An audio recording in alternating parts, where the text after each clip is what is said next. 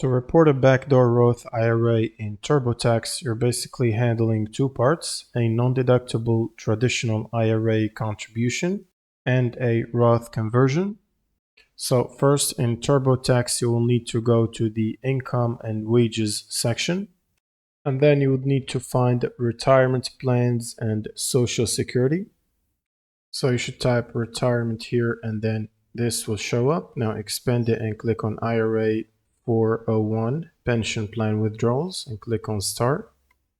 And then you'll need to follow through this process and enter your form 1099-R, which reports the IRA distribution and conversion.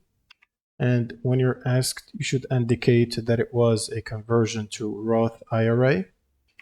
Now you would need to continue until you reach the IRA follow-up questions or prompts, where you will need to enter your non-deductible traditional IRA contribution.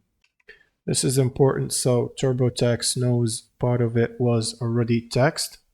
And when asked about basis, which is after tax contributions, enter your total form 8606, basis if there's any.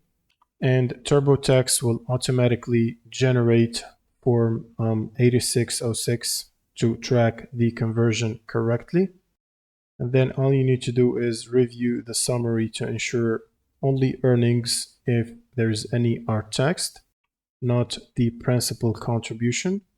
And just keep in mind that a contribution is already taxed money, non-deductible IRA, and the conversion is moving it to Roth IRA. And the form 8606 proves you didn't get taxed twice. That's pretty much it for this video. If you have any questions, leave them in the comments below, and see you on the next one.